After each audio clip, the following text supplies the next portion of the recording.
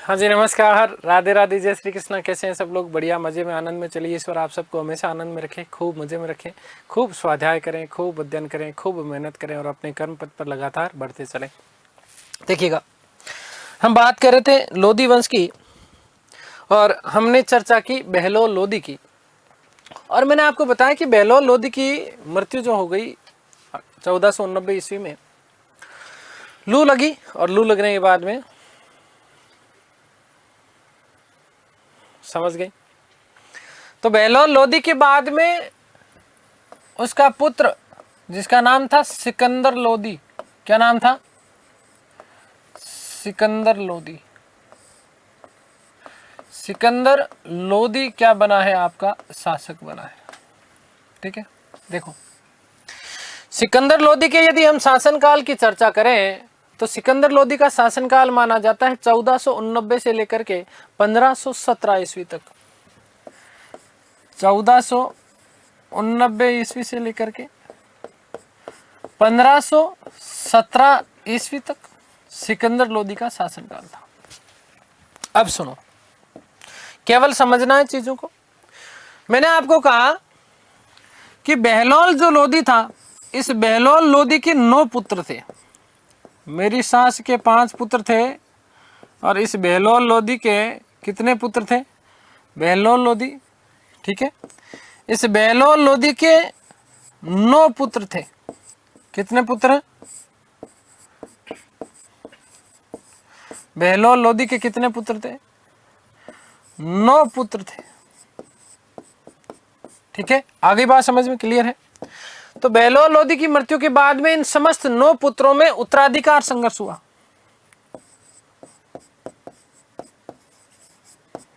क्या हुआ? समझ लेना, उत्तराधिकार संघर्ष हुआ। क्या हुआ साहब? उत्तराधिकार संघर्ष हुआ। बहलोल लोदी की मृत्यु के बाद में उसके 9 पुत्रों में क्या हुआ? उत्तराधिकार संघर्ष हुआ। सबसे बड़ा प्रश्न यह था कि उत्तराधिकारी कौन बनेगा? उत्तराधिकारी कौन बनेगा? तो उत्तराधिकारी बनाने के चक्कर में भी जो अमीर जो वर्ग जो था, ये अमीर वर्ग 2 भागों में विभाजित हो गया। क्या चीज? कि बहलोल लोदी के उत्तराधिकारी, बहलोल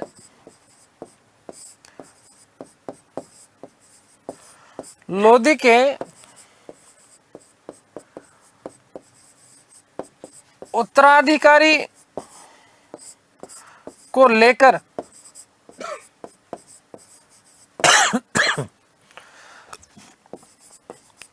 अमीर वर्ग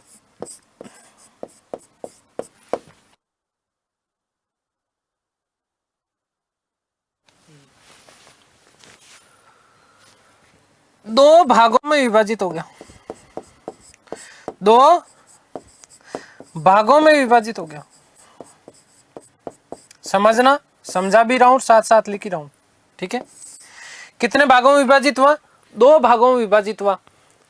पहला जो भाग था, पहला जो पार्ट था, पहला जो वर्ग था, वो पहला वर्ग चाहता था कि बहलोल लोदी का जो है एक पुत्र था जिसका नाम था निजाम खां, या जिसे सिकंदर शाह कहा जाता था। यही वाला पहला पक्ष चाहता था कि निजाम खां या सिकंदर शाह क्या बने? शासक बने। दूसरा जो पक्ष था, वो दूसरा पक्ष ये चाहता था कि बहलोल लोदी का एक पुत्र और था जिसका नाम था बारबक खां। क्या नाम था? बारबक खां। ये बारबक खां क्या बने? शासक बने। तो देखो, प्रथम पक्ष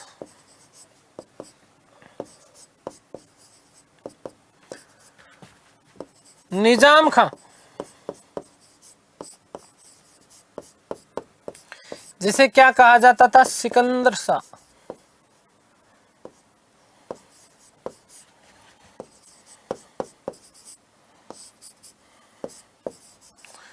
के पक्ष में, के पक्ष में था। दूसरा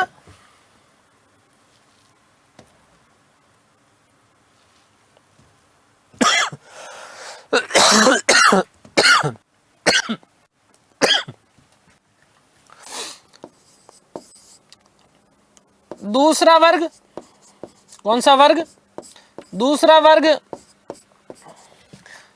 जो है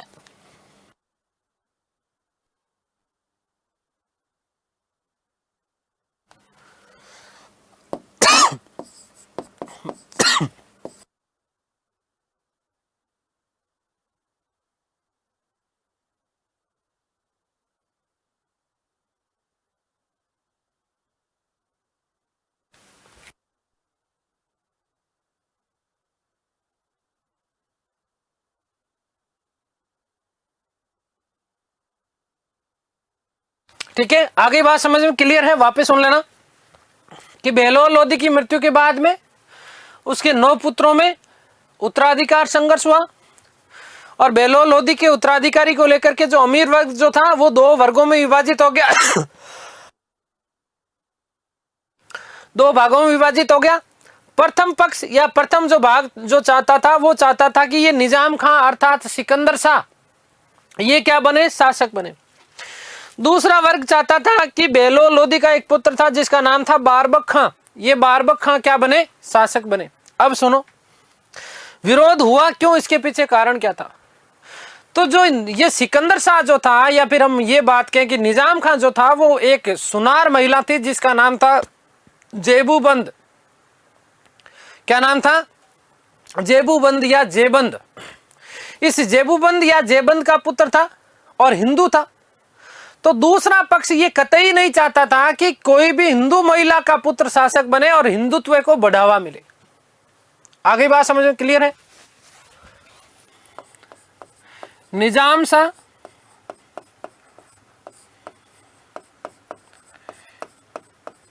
एक हिंदू महिला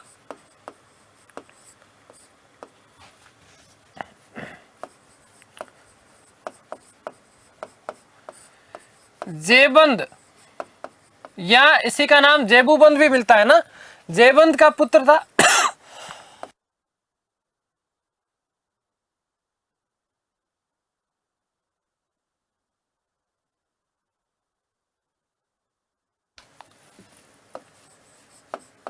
अतः दूसरा पक्ष ये नहीं चाहता था कि दूसरा पक्ष हिंदू पुत्र शासक के विरोध में था।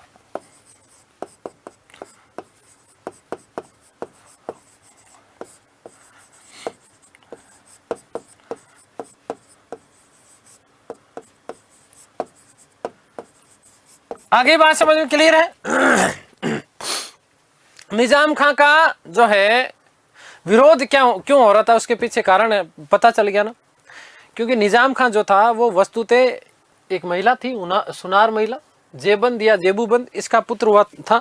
ठीक है, और इसी कारण जो है दूसरा पक्ष ये नहीं चाहता था कि कोई भी हिंदू महिला का पुत्र जो है क्या बने? शासक बने। और इसलिए जो सेकंड पक्ष था, इस द्वितीय पक्ष ने षड्यंत्र रचा। परंतु सिकंदर ने, नाम ही सिकंदर है निजाम शाह, निजाम खां, ठीक है, परंतु निजाम खां ने क्या करा? साम दाम दंड भेद अपनाया और दूसरे पक्ष को भी अपने पक्ष में कर लिया। और पक्ष में करने के बाद में सिकंदर लोदी के नाम से क्या बना? सुल्तान बना। 17 जुलाई 1489 ईस्वी को, 17 जुलाई 1489 को इसने अपने आप का राज्याभिषेक करवाया। सिकंदर लोदी लोदी वंश का सबसे शक्तिशाली शासक माना जाता है। ठीक है,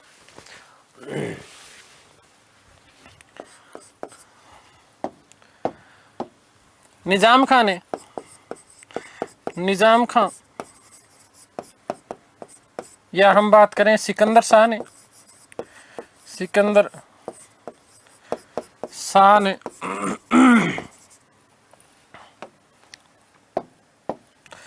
दूसरे पक्ष को अपने पक्ष में किया।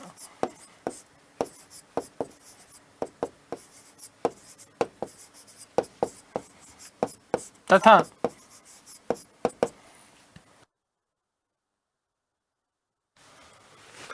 17 जुलाई 17/7/1479 ईस्वी को 17/7/1479 ईस्वी को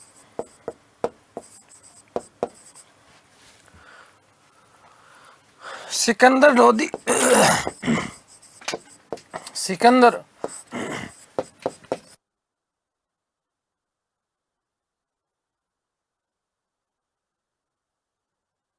सुल्तान बना।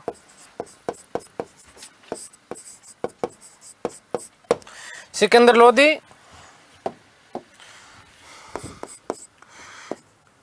लोदी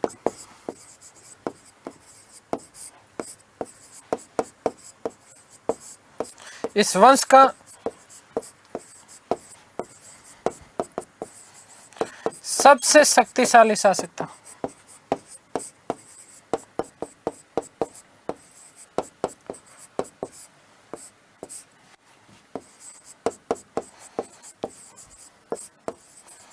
सबसे शक्तिशाली शासक था।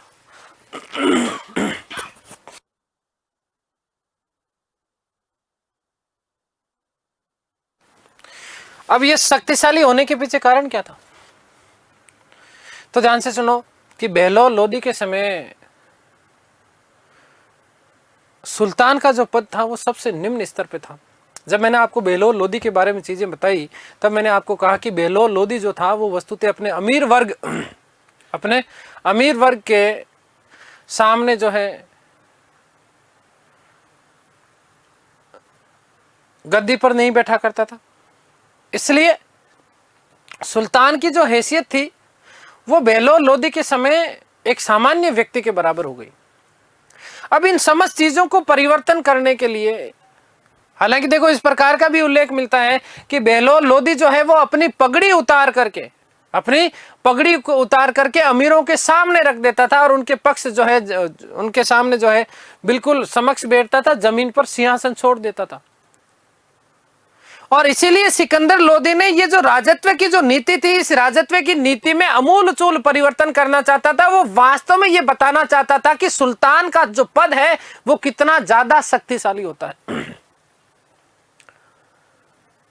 क्योंकि अमीर वर्ग को बहुत बड़ी बड़ी जागीरें दी गई, मैंने आपको पिछली क्लास में बताया था।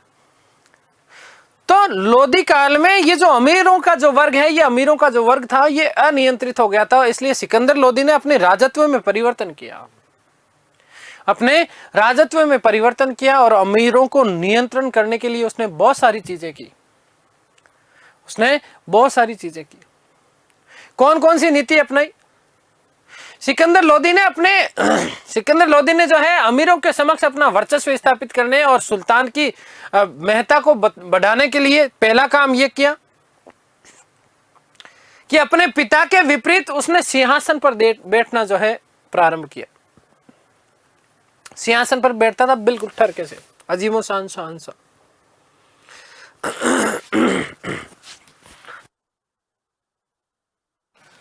दूसरी चीज कि उसने शाही फरमान जारी किए।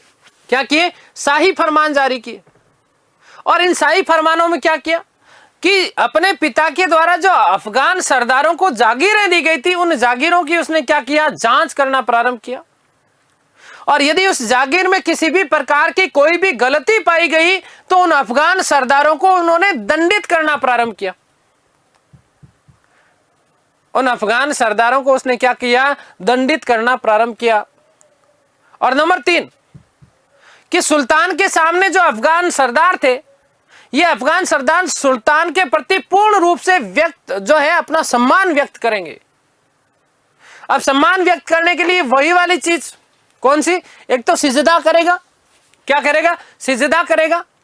और सुल्तान यदि आ रहा है तो वो हाथों की इस प्रकार से कैंची बना करके खड़ा रहेगा, बिल्कुल यू स्टेट।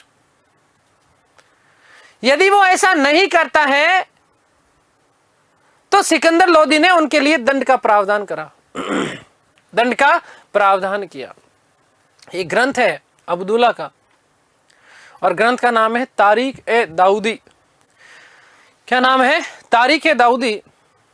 उस तारीख-ए-दाऊदी में उसने उल्लेख किया है कि सिकंदर लोदी ने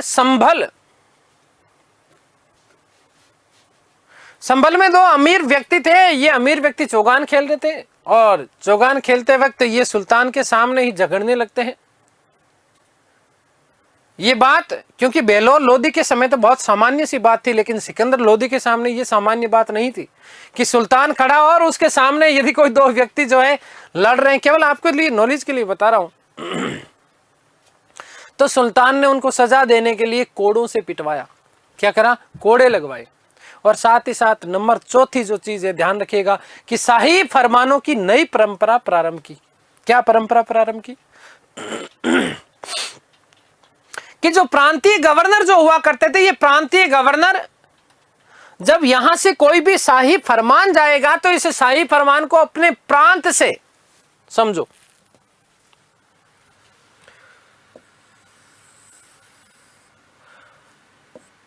केंद्र है,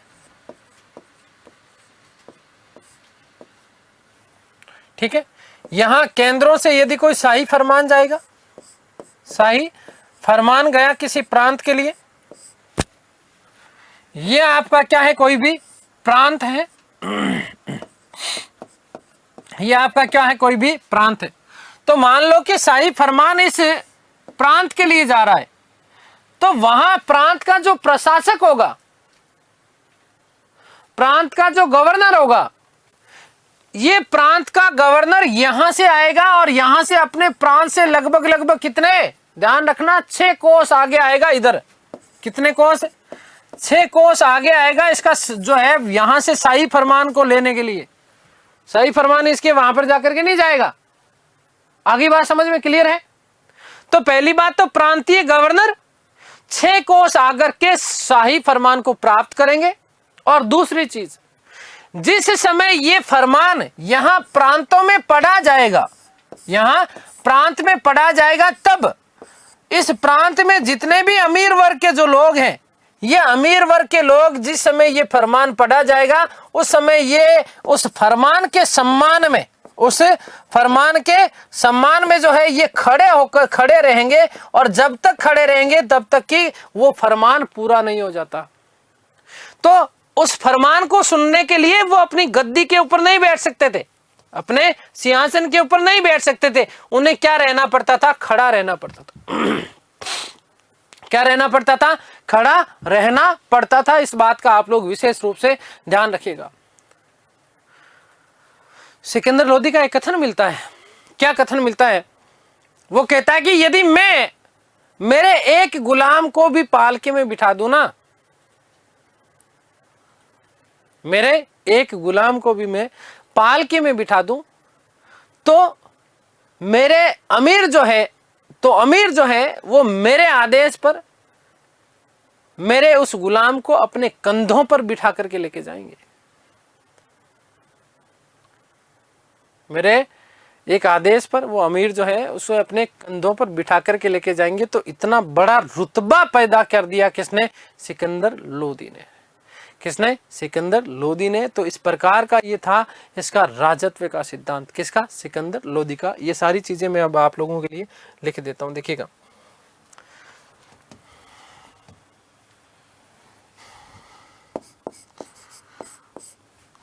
कि सिकंदर लोदी ने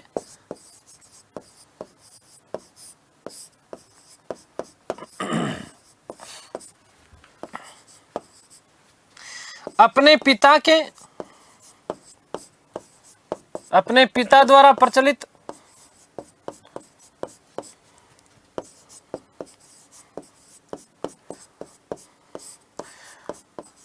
राजत्व के सिद्धांत में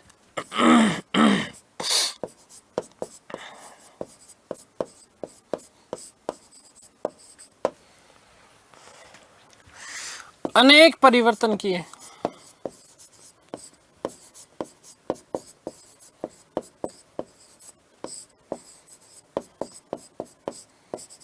ठीक है।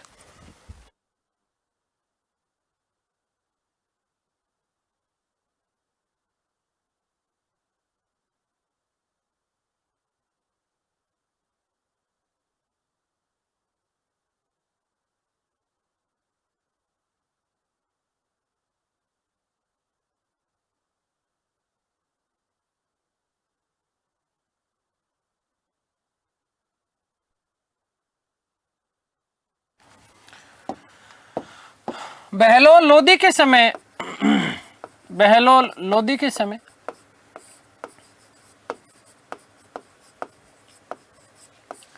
सुल्तान का पद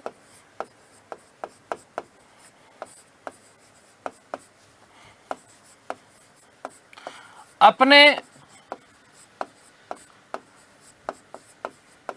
निम्नतम स्तर पे था।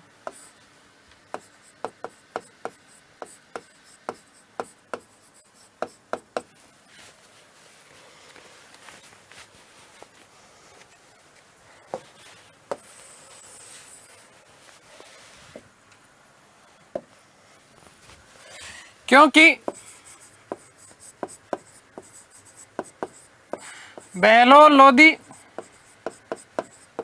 बहलोल अपने अमीर सरदारों के सामने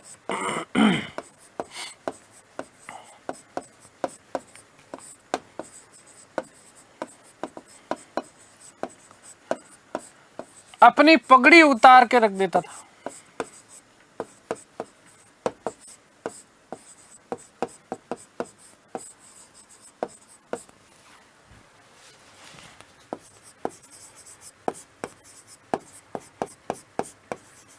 तथा सिंहासन पर नहीं बैठता था।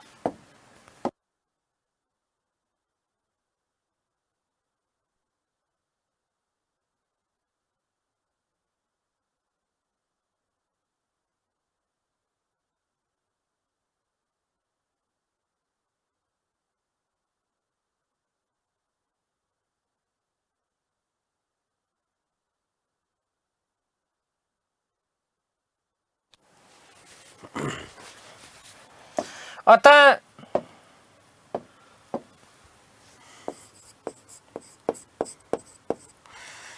सिकंदर लोदी ने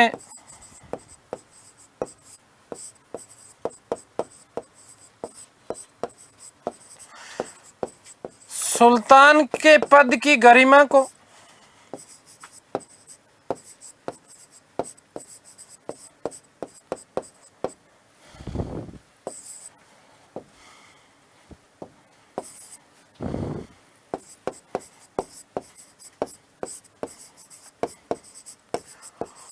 पुनः स्थापित करने हेतु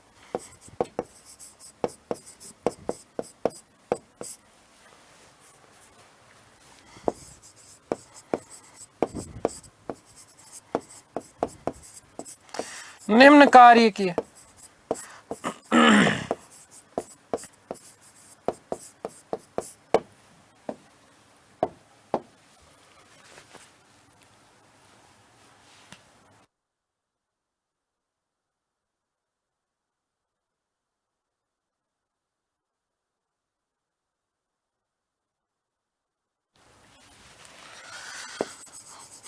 अमीर सुल्तानों के समक्ष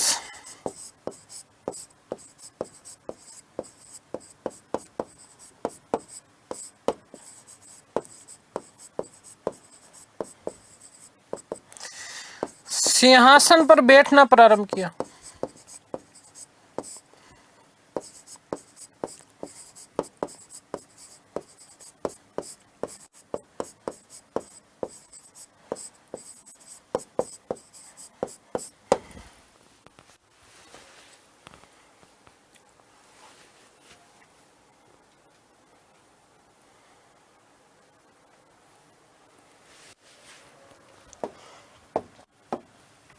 नंबर 2,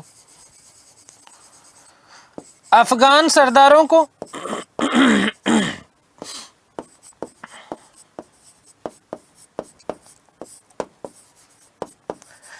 दी गई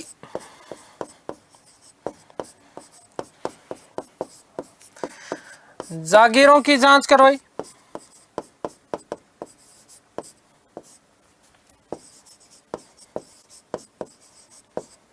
तथा त्रुटि होने पर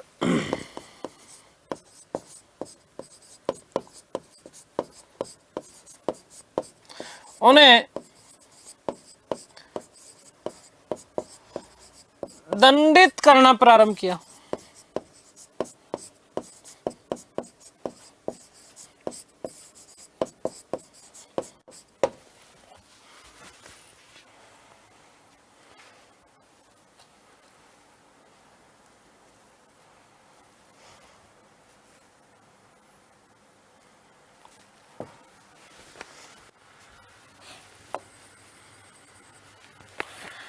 सुल्तान के प्रति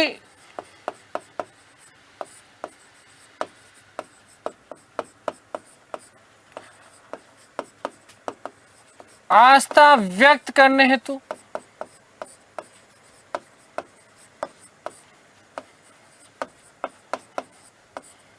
अफगान सरदार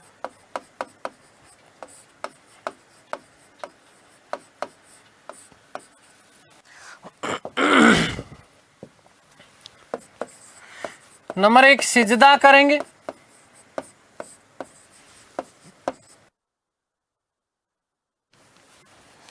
नंबर 2 अपने हाथों की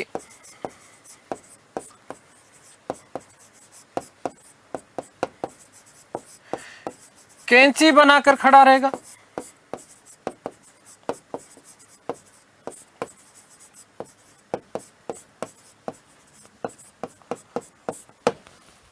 और नंबर 3 अनुशासनहीनता पर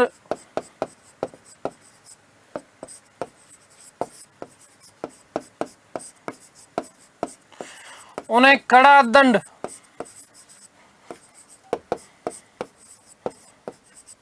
दिया जाएगा।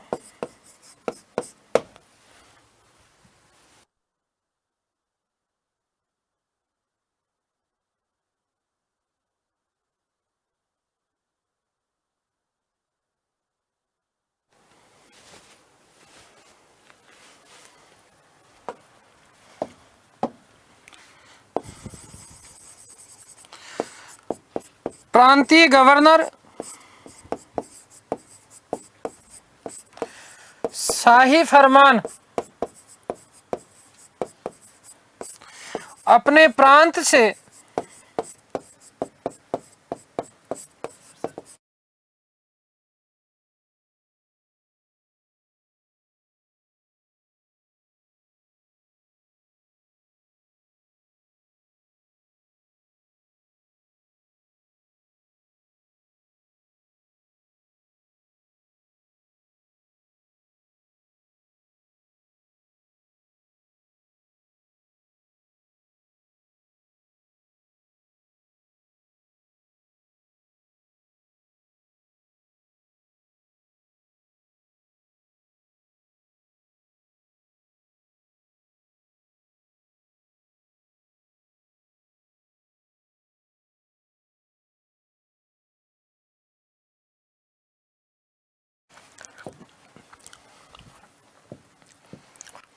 छह कोस आगे जाकर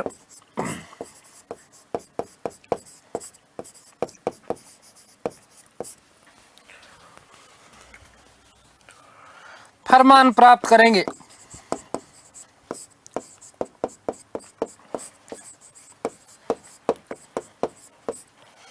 फरमान पढ़ते समय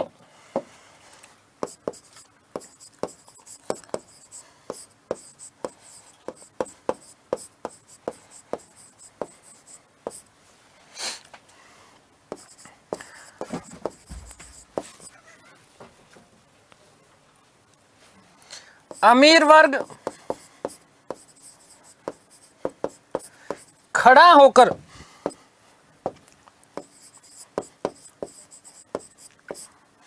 फरमान सुनेगा।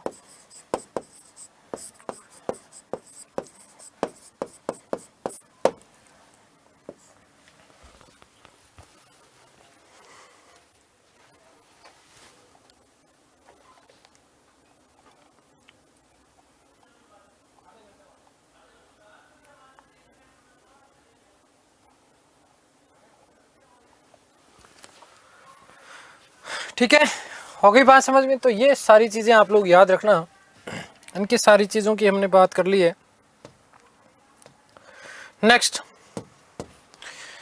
जो हम बात करने वाले हैं वो बात करने वाले हैं सिकंदर लोदी के द्वारा जो निर्माण कार्य किए गए, उन निर्माण कार्यों की हम लोग चर्चा करेंगे। सिकंदर लोदी के निर्माण कार्य।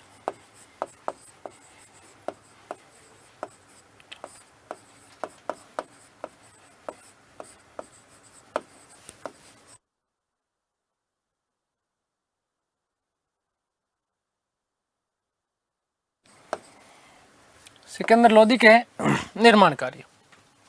तो देखो, सबसे पहली तो बात क्या चीज़, आगरा की स्थापना। किसकी स्थापना? आगरा की स्थापना। अब आगरा से संबंधित कुछ बहुत महत्वपूर्ण तथ्य मैं आप लोगों को बता रहा हूँ, ठीक है, जो आपको हर जगह कहीं पर भी देखने को नहीं मिलेगा, ठीक है, सुनिएगा। नंबर 1,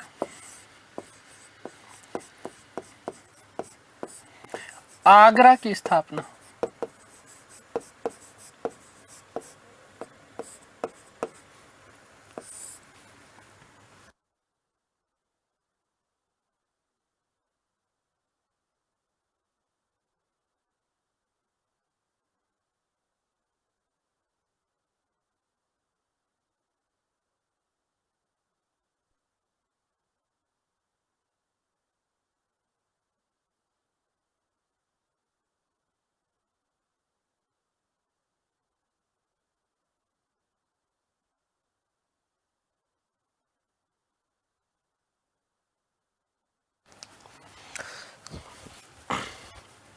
देखो, आगरा की स्थापना से संबंधित कुछ बहुत महत्वपूर्ण तथ्य बता रहा हूँ। हो सकता है कि आप में से कई जो विद्यार्थी हैं वो उनको इस चीज़ को पहली बार सुन रहे होंगे। आगरा का यदि हम सर्वप्रथम उल्लेख की बात करें तो सर्वप्रथम उल्लेख आपको मिलता है महाभारत में। कहाँ मिलता है? महाभारत में। वस्तुतः आगरा को अंगिरा ऋषि, कौन? अंगिरा ऋषि लगभग 1000 ईसा पूर्व जो हुए थे उनसे संबंधित माना जाता है। किसको? आगरा को।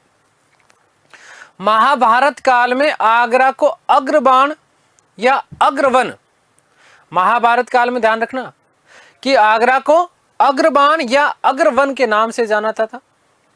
आगरा का नाम जो है सर्वप्रथम टॉलमी ने उच्चारित किया था। किसने? टॉलमी ने उच्चारित किया था। हाल ही में यूपी के आदरणीय जो है मुख्यमंत्री श्री योगी जी ने इसका पुनः नाम अग्रवन या अग्रबाण करने का प्रावधान रखा था। ये इसीलिए रखा था, इस चीज का आप लोग विशेष रूप से ध्यान रखना कि महाभारत काल में आगरा को क्या कहा गया? अग्रबाण या अग्रवान कहा गया था। इसीलिए योगी जी ने इसका एक बार नाम पुनः जो है अग्रबाण या अग्रबाण करने की बात कही थी। आगे की कहानी सुनो। अब जो हमें मिलता है ना, जो तोड़ मरोड़ के जो इतिहास प्रस्तुत किया गया है आगरा का, वो सुन लो। जहां हम बात करते हैं कि साहब आगरा की जो स्थापना की गई वो वस्तुतः सिकंदर लोदी के द्वारा की गई, नहीं, गलत हो गया ना ये, ठीक है।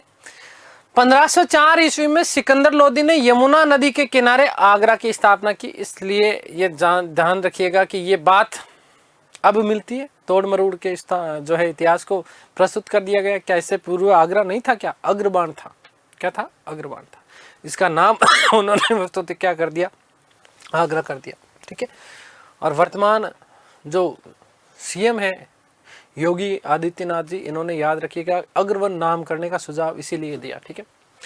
खैर, 1504 ईस्वी में सिकंदर लोदी ने यमुना नदी के किनारे आगरा नगर की स्थापना की और यहीं पर एक बादलगढ़ किले का निर्माण करवाया। कौन से किले का?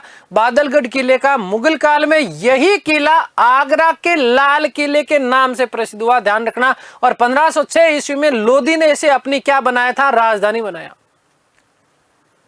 आगरा की स्थापना करने के पीछे कारण क्या था? सबसे बड़ा कारण क्या था कि भाई आगरा को अपनी राजधानी बनाया? उसके पीछे कारण क्या? एक तो सिकंदर लोदी जो है वो राजस्थान के शासकों पर नियंत्रण रखना चाहता था और राजस्थान और आगरा पास में है।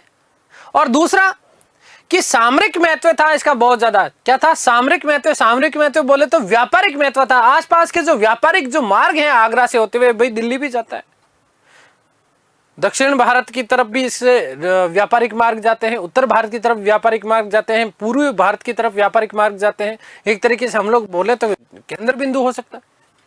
तो इसीलिए सामरिक महत्व के कारण आसपास के व्यापारिक मार्गों पर नियंत्रण करने के लिए इसीलिए जो है इस आगरा नगर की क्या की गई थी?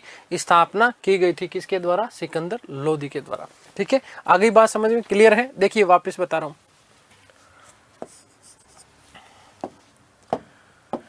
कि सर्वप्रथम उल्लेख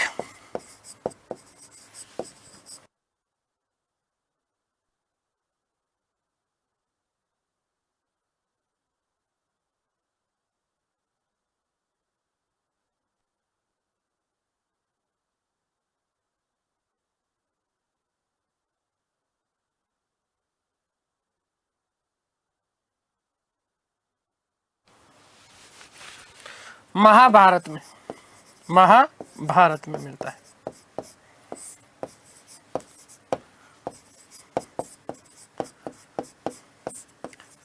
याद रखिएगा कि महाभारत काल में आगरा को, महाभारत काल में आगरा को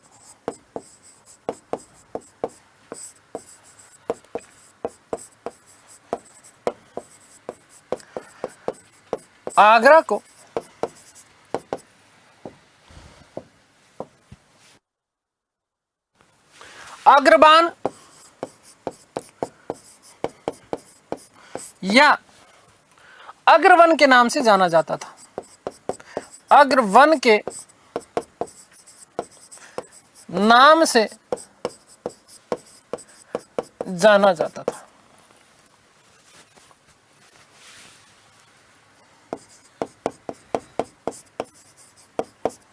आगरा को अंगिरा ऋषि से संबंधित माना गया है। इसे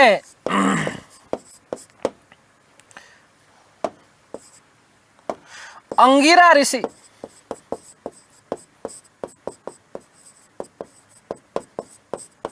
से संबंधित माना गया है।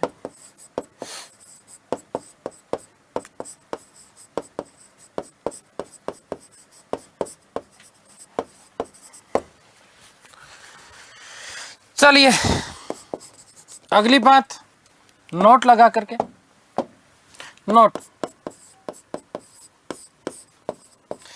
इन समस्त कारणों के कारण ही, इसी कारण हाल ही में यूपी के सीएम,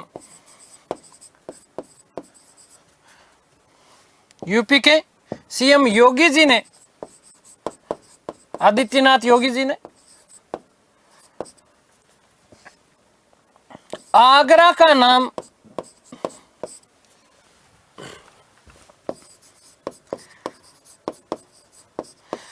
पुनः अग्रबाण या अग्रवन करने का प्रस्ताव रखा है।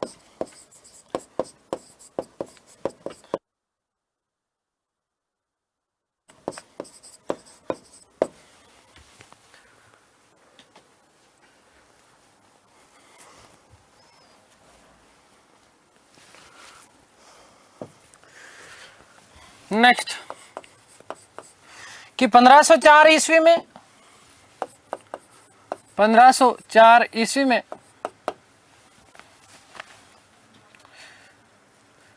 सिकंदर लोदी ने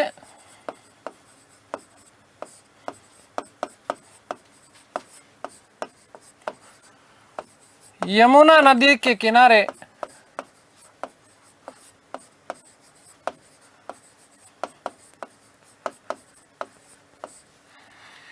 इस नगर की स्थापना की।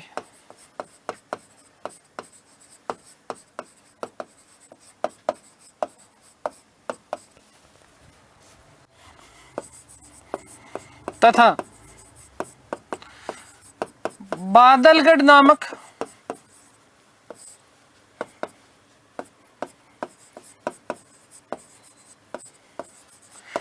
किले का निर्माण करवाया।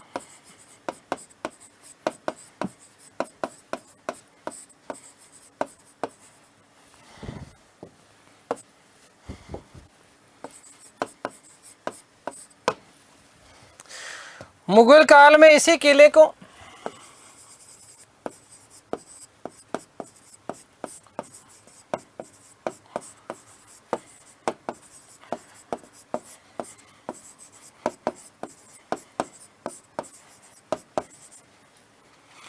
आगरा का किला कहा गया।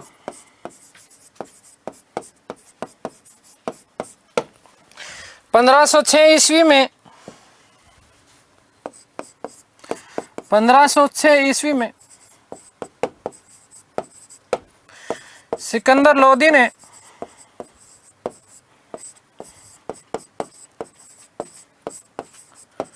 आगरा को अपनी राजधानी बनाया।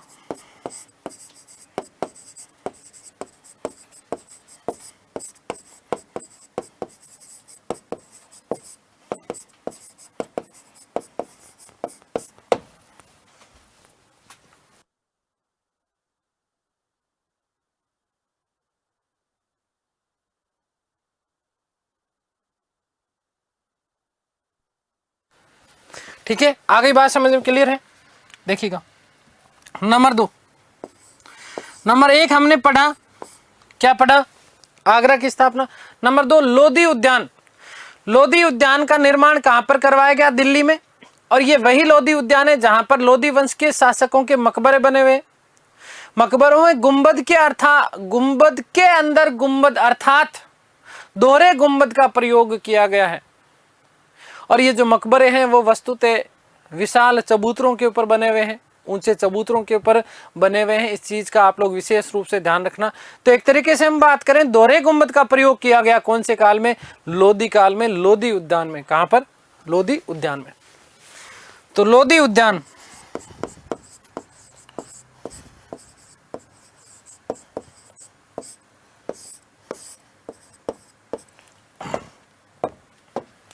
इसका निर्माण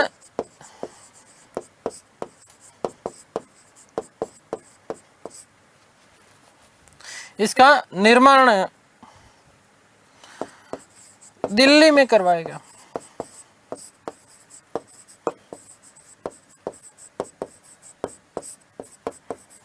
ठीक है, ध्यान रखिएगा कि यहां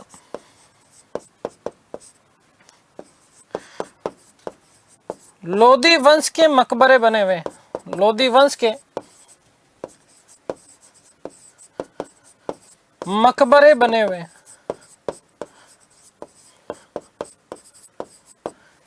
इन मकबरों में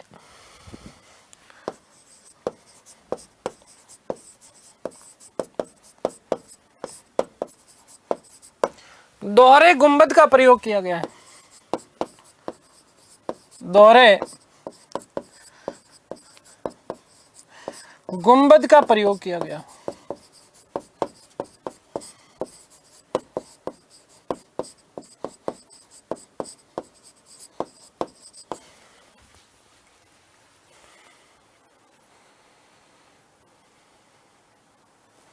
ठीक है, मोस्ट इंपॉर्टेंट जो अभी हाल ही में परीक्षाओं में खूब पूछी गई है, चाहे वो राजस्थान की बात कर लें, राजस्थान पुलिस की, चाहे सेंटर की परीक्षाओं की बात कर लें, एनटीपीसी की बात कर लें, दिल्ली पुलिस की बात कर लें, मोट की मस्जिद, मोट की मस्जिद, ये प्रश्न पूछा गया अभी कि मोट की मस्जिद का निर्माण। ठीक है, तो ध्यान रखना, मोट की मस्जिद का निर्माण सिकंदर लोदी ने करवाया दिल्ली में। सिकंदर के एक सेनापति थे, सेनापति और सूबेदार हुआ करते थे जिनका नाम था मियां भुआ। मियां भुआ, इसके द्वारा इसका निर्माण करवाया गया। तो इसका निर्माण सिकंदर लोदी ने, इसका निर्माण सिकंदर लोदी ने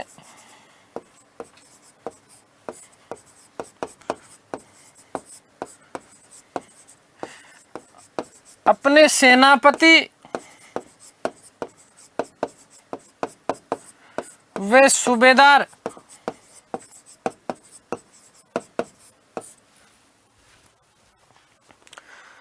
मियां भुआ को, मियां भुआ की जगह आपको नाम मिलता बुआ, मियां बुआ, ठीक है, को आदेश देकर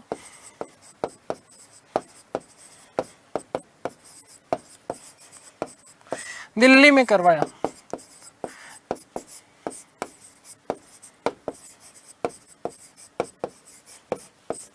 ठीक है, आगे बात समझ में क्लियर है? नेक्स्ट, आपने यदि सुना होगा तो दादी पोते का मकबरा। कौन? दादी पोते का मकबरा, जिसका निर्माण, ठीक है ना, दादी पोते का मकबरा जिसका निर्माण 1501 ईस्वी में करवाया गया था। कब? 1501 ईस्वी में। दादी पोते का मकबरा,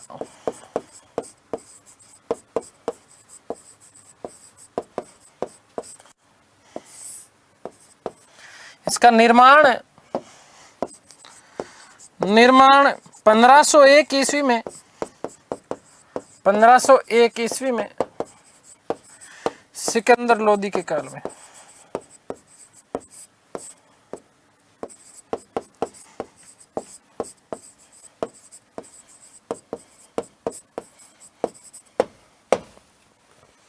ठीक है जी।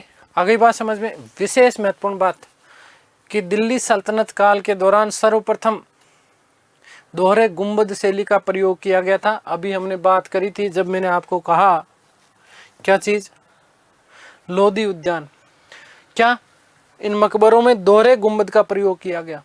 ठीक है, तो ध्यान रखना कि दिल्ली सल्तनत काल में पहली बार, दिल्ली सल्तनत काल में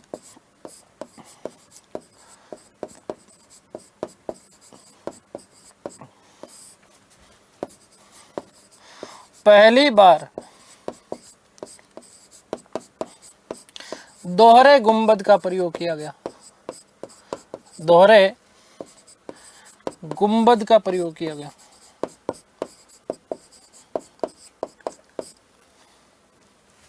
ठीक है, आगे बात समझ में क्लियर है ना। तो ये चीजें आप लोग विशेष रूप से ध्यान रखिएगा। एक चीज याद रखना कि मकबरों का काल, क्या चीज, मकबरों का काल कहलाता है लोधी वंश, है ना। लोधी वंश को मकबरों का काल कहा जाता है। क्या कहा जाता है, लोधी वंश को, लोधी वंश के काल को, लोधी वंश के काल को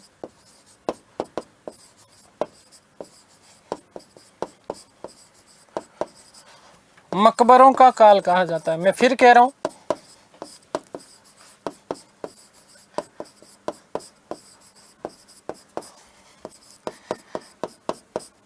परीक्षा पास करना हलवा नहीं है और एग्जामिनर आपका रिश्तेदार नहीं है जो जो आपको आता है वो आपको प्रश्न दे दे। ठीक है,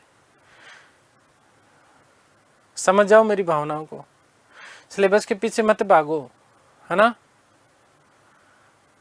शॉर्ट में करवाने वाले बहुत हैं, कचरा कराने वाले बहुत हैं, पीडीएफ लेकर के आके पढ़ाने वाले बहुत हैं। मेरा काम ये होता कि मेरा दुख भी, मुझे थोड़ा सा हल्का सा दुख भी हो रहा है कि क्योंकि मैं तो ये सारी की सारी चीज़ें आपको विद फोटोज पढ़ाने वाला था, लेकिन अब क्योंकि तुम्हें जल्दी ज़्यादा थोड़ी सी कुछ लोगों को, ठीक है, तो समझो इन चीज़ों को समझना अनिवार्य है। ठीक है, सिलेबस तो यूँ हो जाएगा, कोई दिक्कत वाली बात ही नहीं है, लेकिन फिर कुछ समझ में नहीं आएगा तो सिलेबस करके कर भी क्या लोगे, है ना। सिलेबस करके कर भी क्या लोगे, समझ में आना जरूरी है। क्या चीज़, समझ में आना जरूरी है, इसलिए ध्यान रखना। ठीक है, देखो सिकंदर लोधी ने गुलरुखी के नाम से, आरएस में पूछा हुआ प्रश्न है, गुलरुखी के नाम से फारसी भाषा में क्या लिखी थी, कविताएं लिखी थी। अन्य महत्वपूर्ण तथ्य,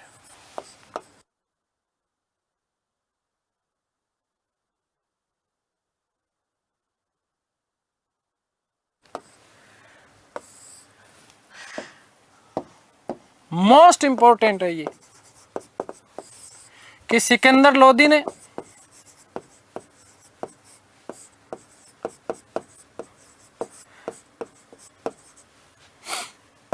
फारसी भाषा में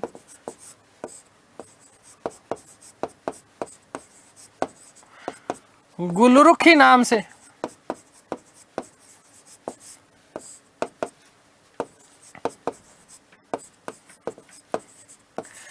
कविताओं की रचना की।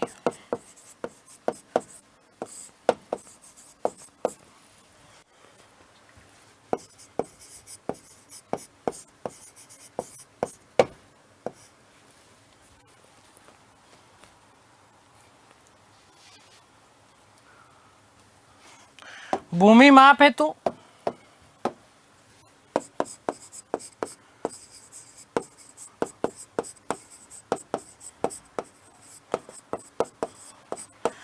सिकंदरी गज,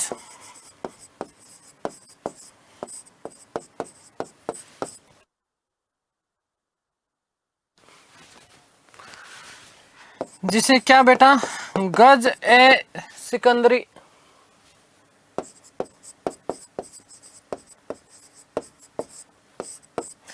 प्रचलित किया।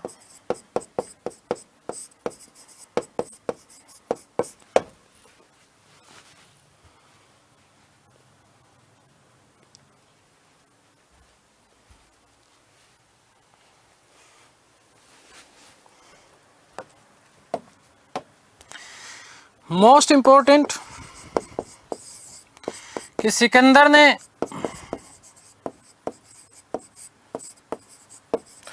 अनुवाद विभाग, अनुवाद विभाग की स्थापना की।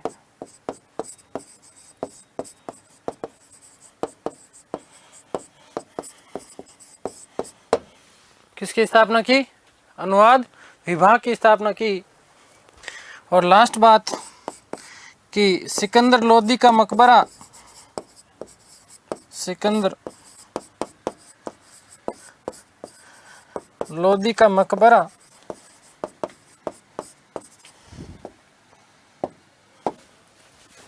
खैरपुर दिल्ली में है, खैरपुर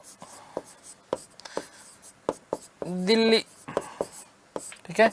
और बोले तो लोधी उद्यान, लोधी उद्यान में है।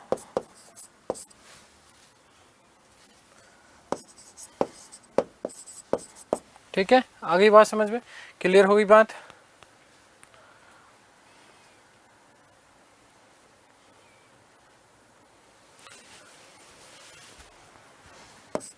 इसकी ध्यान रखना कि मृत्यु 21 नवंबर 21/11/1517 ईस्वी को।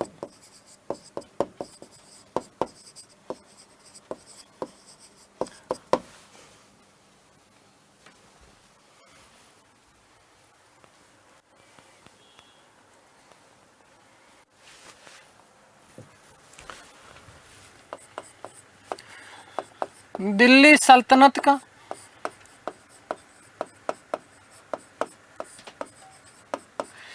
एकमात्र सुल्तान था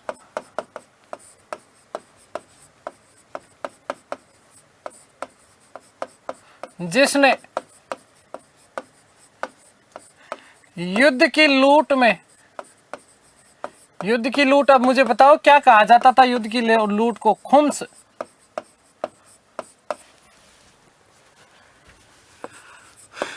हिस्सा लेना बंद कर दिया, हिस्सा लेना बंद कर दिया।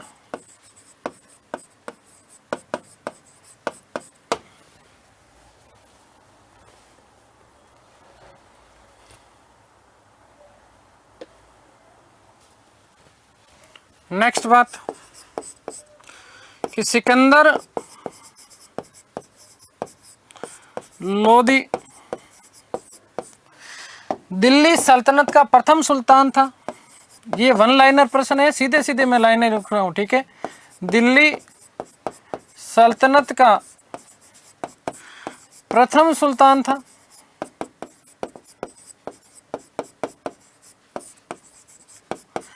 जिसने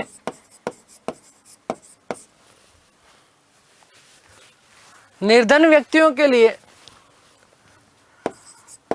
निर्धन व्यक्तियों हेतु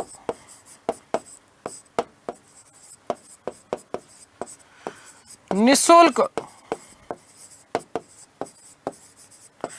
भोजन की व्यवस्था की।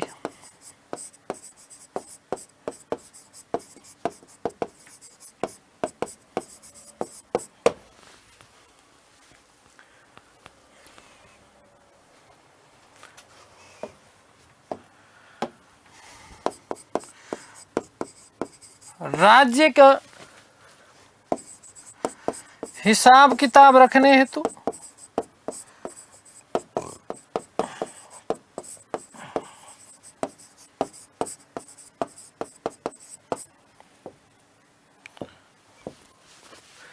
लेखा परीक्षण, लेखा परीक्षण प्रणाली प्रारंभ की।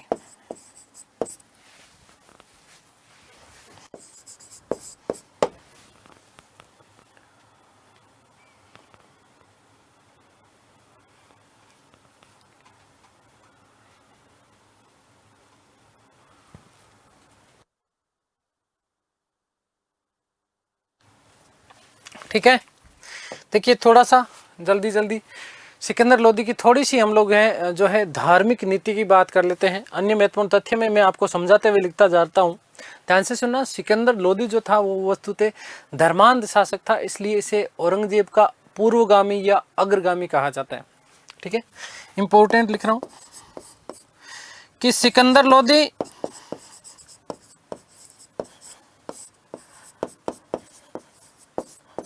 धर्मांध शासक था।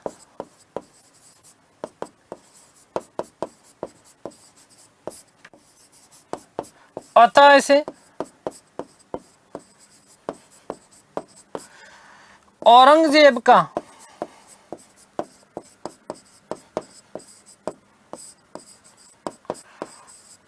पूर्वगामी, थोड़ा समय कम है भाई, देखो 10-12 मिनट बचा है और मुझे अभी जो है फिर, क्योंकि मुगल काल पढ़ाऊंगा मैं अगली क्लास में, तो थोड़ा सा महत्वपूर्ण चीज़ें उन बिंदुओं के ही ऊपर बात कर रहा हूँ। इस चीज़ का विश्वास रखिएगा कि कोई भी प्रश्न आपका बाहर नहीं जाएगा। ठीक है, तो औरंगजेब का पूर्वगामी कहा जाता है। ठीक है, आगे बात समझ में क्लियर है। अगली बात देखो, ध्यान से सुनना। इसके पीछे कारण क्या है? एक तो सुल्तान, अब सुन लेना है ना, केवल सुन लेना इन चीज़ों को बहुत महत्वपूर्ण अच्छे तरीके से। ठीक है, एक तो सुल्तान बनने से पूर्व ही उसने थानेश्वर हरियाणा का जो पवित्र तालाब था, इस थानेश्वर हरियाणा के पवित्र तालाब में हिंदू लोग नहाया करते थे, तो हिंदुओं को इसके ऊपर क्या लगा दी थी? रोक लगा दी। साथ ही इसने अनेक हिंदू मंदिरों को भी इसने तुड़वाने का कार्य किया, और सुल्तान बनने के बाद में भी हिंदू मंदिरों को तोड़ करके उसके स्थान पर मस्जिदें बनाने की नीति अपनाई। यमुना जो घाट था, इस यमुना घाट पर भी जो है उसने स्नान करने से क्या लगा दिया था? प्रतिबंध लगा दिया था। हिंदुओं पर उसने जजिया कर लगाया और तीर्थ यात्रा कर लगाया। ठीक है, एक यहाँ पर उल्लेख मिलता है कि इस चीज का विरोध किया बोधन नामक एक ब्राह्मण हुआ करता था, और उस ब्राह्मण ने जब इसका विरोध किया तो उसे फांसी पर लटका दिया। ठीक है, अब बोधन ने विरोध किस लिए किया? बोधन ने कहा कि हिंदू और मुस्लिम जो धर्म है ना वो एक समान ही है, तो आप जजिया कर वगैरह इस तरीके की चीजें लगा रहे हो, तीर्थ यात्रा कर लगा रहे हो, ये ठीक बात नहीं है। तो इस बोधन को जो है क्या कर दिया था? उसने फांसी पर लटका दिया था। नगरकोट का जो ज्वालामुखी मंदिर था, इस ज्वालामुखी मंदिर को तोड़ा और मंदिर के टुकड़ों को मांस तोलने हेतु बाट के रूप में प्रयोग किया गया। देखिएगा कि सिकंदर लोदी ने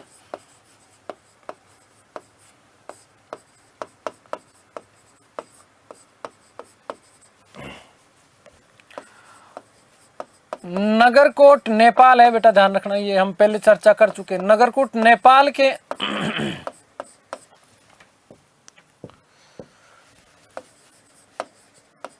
ज्वालामुखी मंदिर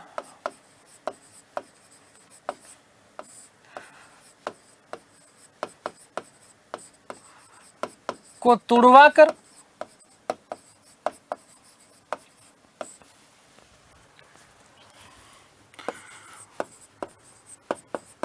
मंदिर के टुकड़ों का प्रयोग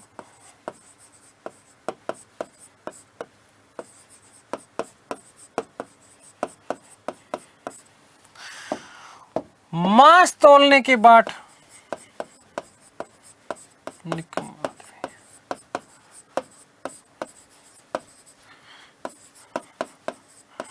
बाट के रूप में किया।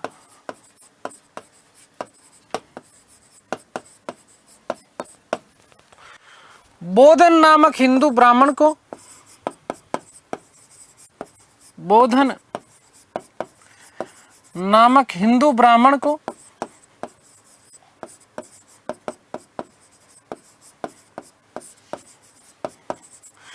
फांसी पर लटका दिया।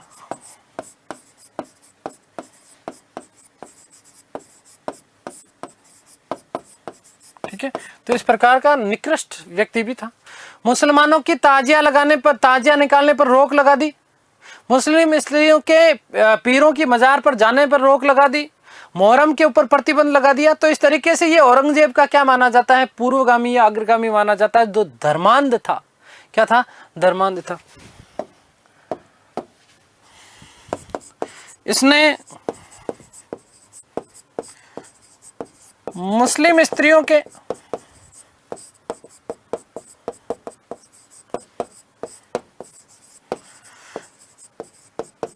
मजारों पर जाने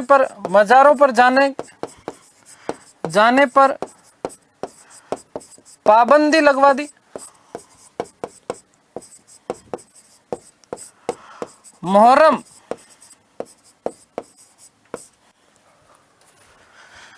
वे ताजिया निकालने,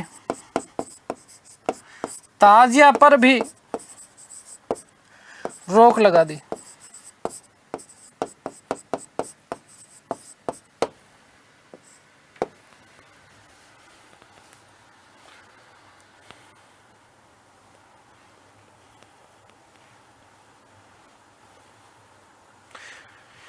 ठीक है, तो इस प्रकार का शासक था कौन? सिकंदर लोदी। खत्म हुआ। थोड़ी सी बात करेंगे, इब्राहिम लोदी की लास्ट शासक है, ध्यान से सुनना। इब्राहिम लोदी, आपके प्रश्न बनते हैं लोदी वंश में सिकंदर लोदी से, विशेष रूप से इब्राहिम लोदी से महत्वपूर्ण प्रश्न जो बनता है वो एक ही बनता है, क्या बेटा? कि संपूर्ण दिल्ली सल्तनत का कौन सा ऐसा सुल्तान था जो युद्ध भूमि में मारा गया? इब्राहिम लोदी। ठीक है, इब्राहिम लोदी।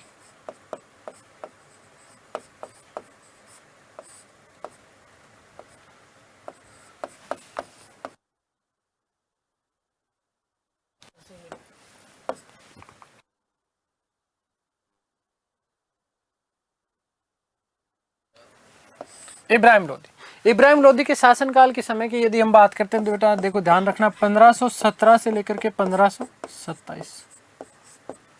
ठीक है, दिल्ली सल्तनत का, दिल्ली सल्तनत का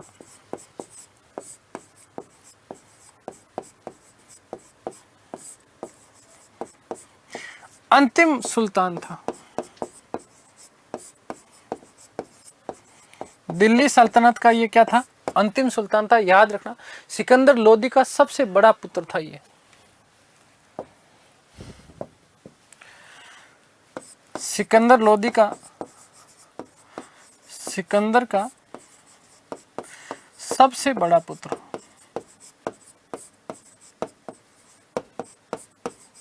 सबसे बड़ा पुत्र था कौन? इब्राहिम लोदी। याद रखना, ठीक है ना। तो एक इसी के समय कालपी का गवर्नर हुआ करता था। कालपी उत्तर प्रदेश बोले तो कालपी गवर्नर था जिसका नाम था जलाल खान लोदी।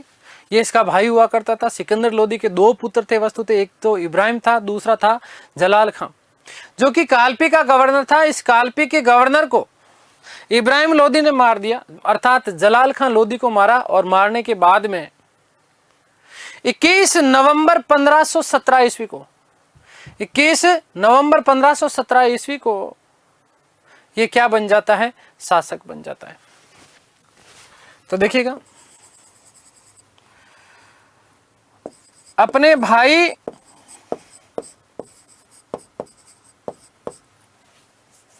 वे कालपी के गवर्नर, कालपी उत्तर प्रदेश, ठीक है, कालपी के गवर्नर जलाल खां को मारकर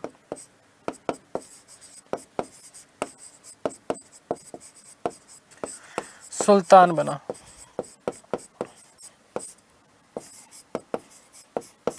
ठीक है, अपने भाई को मार देता है। इब्राहिम लोदी ने एक तो इसने उपाधि धारण करी थी इब्राहिम शाह की। ठीक है, याद रखिएगा कि इब्राहिम शाह की उपाधि धारण की, इब्राहिम शाह की उपाधि धारण की।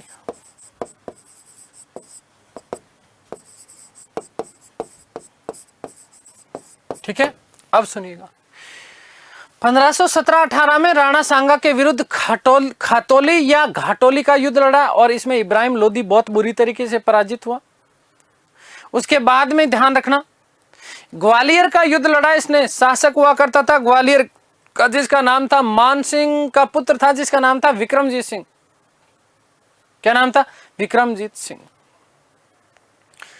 वस्तुतः ग्वालियर अभियान जो इसके द्वारा किया गया था उसके पीछे कारण माना जाता है कि इब्राहिम का जो विद्रोही भाई था जिसकी हमने बात की, अपने क्या नाम था? जलाल खान लोदी। इस जलाल खान लोदी को विक्रमजीत सिंह ने क्या दे दी थी? वहां पर ग्वालियर में शरण दे दी थी। इसी कारण इब्राहिम लोदी ने आजम हुमायूं शेरवानी को अपना सेनापति बनाया और सेनापति बनाने के बाद में 30,000 की सेना लेकर के ग्वालियर के ऊपर जो है क्या कर देता है? कूच कर देता है। विक्रमजीत सिंह को पराजित किया और पराजित करने के बाद में उसे अपना क्या बना लिया, सामंत बना लिया। ये एकमात्र ऐसी विजय थी, कौन सी, ग्वालियर विजय, जो इसके जीवन की सबसे बड़ी महानतम उपलब्धि मानी जाती है। किसकी? इब्राहिम लोदी की। किसकी? इब्राहिम लोदी की। लास्ट जो युद्ध इसने लड़ा वो पानीपत का युद्ध। इसको पानीपत वाले युद्ध को बहुत अच्छे से डिटेल से हम मुगल काल में कवर करेंगे। 21 अप्रैल 1526 को बाबर के साथ जो युद्ध हुआ, इस युद्ध में वो बाबर के हाथों मारा जाता है। संपूर्ण दिल्ली सल्तनत काल के दौरान एकमात्र ऐसा सुल्तान था जो युद्ध भूमि में मारा गया, युद्ध भूमि में मारा गया। आगे बात समझ में क्लियर है? तो देखिएगा,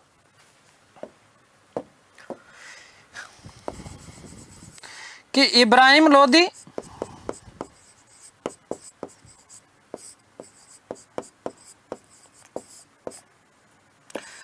के अभियान,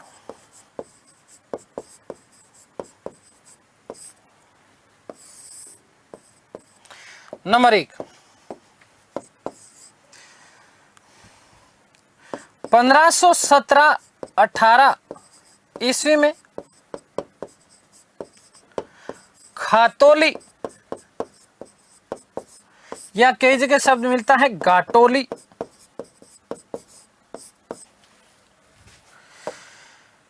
के युद्ध में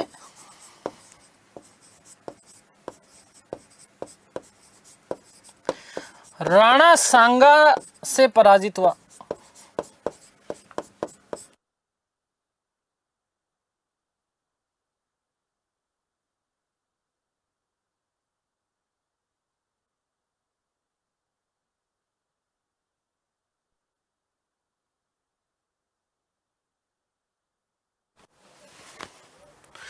नंबर 2,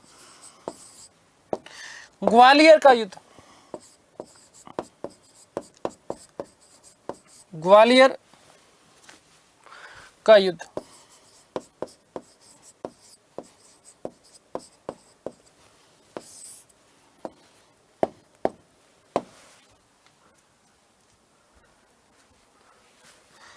शासक विक्रमजीत सिंह को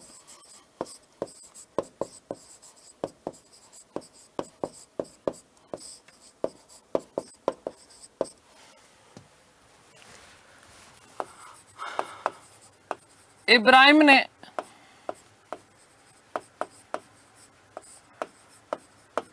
पराजित किया, वे उसे अपना सामंत बना लिया।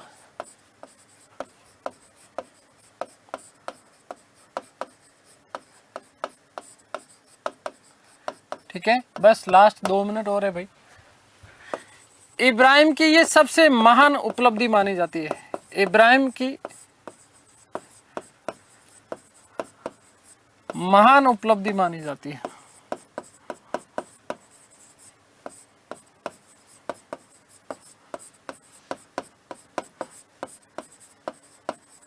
और नंबर 3,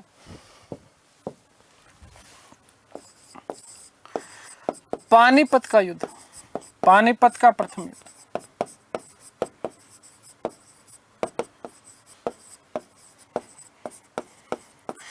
21/4/1526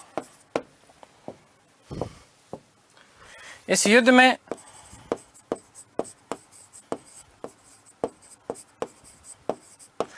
बाबर के हाथों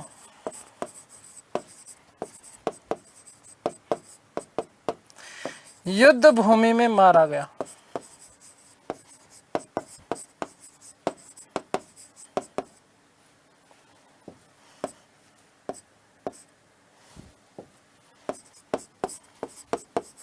ठीक है, और लास्ट बात कि युद्ध भूमि में मारा जाने वाला, युद्ध भूमि में मारा जाने वाला दिल्ली सल्तनत का प्रथम सुल्तान था।